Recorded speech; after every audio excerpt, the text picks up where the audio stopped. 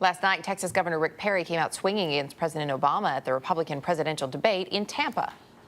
And I simply want to get America working again and make Washington, D.C. as inconsequential in your life as I can. This president does not understand how to free up the small businessmen and women, or for that matter, Wall Street. I would suggest to you that people are tired of spending money we don't have on programs we don't want. As we get deeper into campaign 2012, CBS's Fast Draw team of animators have been working to show you a little bit more about the candidates in the Republican race, and this morning they focus on Rick Perry. Every 4 years, there's a contest to find out who will be America's next top Republican.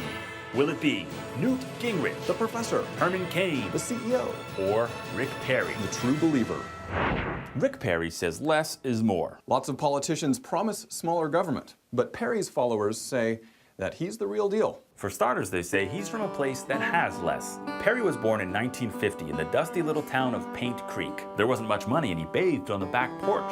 We weren't rich in material things, but we were rich in faith and family. Paint Creek was a wonderful little place. This was Texas, where catching a fish with your bare hands was a crime. Childhood was three things: school, church, and Boy Scouts. Perry went to college at Texas A&M, which was more or less an all-male military academy at the time. He joined the cheerleading squad as a yell leader. Might sound strange, but this was a pretty big deal. And surprisingly, it helps put him on the path to potentially become America's next top Republican. Journalist Paul Burka explains. For the first time, he was in what would have been a leadership position. And he developed a toughness and a discipline that are probably his strongest attributes.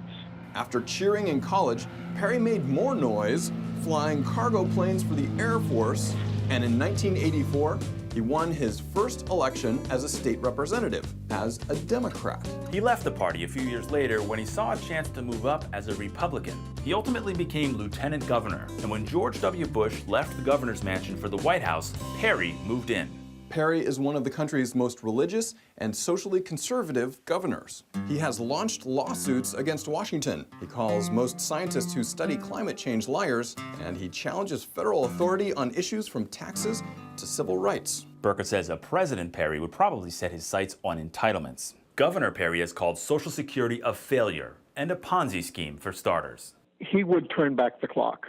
He would take America back to where there was basically no safety net. I don't think he believes in the safety net. So what does he believe in? America's right to bear arms, even in a speeding helicopter. Yes, he made it legal to hunt wild boars from the air.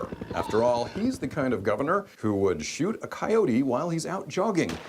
In fact, he actually did shoot a coyote while he was out jogging. Catching giant catfish with your bare hands, also called noodling? Well, Perry made it legal. And these days, Texans have less time for noodling because in recent years, Texas created more jobs than any other state. But Texas is also one of the worst off states when it comes to poverty, health insurance, and education.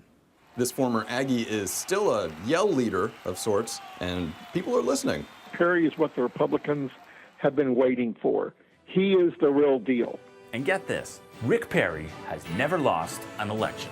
But then again, he's never tried to become America's next top Republican. And that was Mitch Butler and Josh Landis of Fast Draw.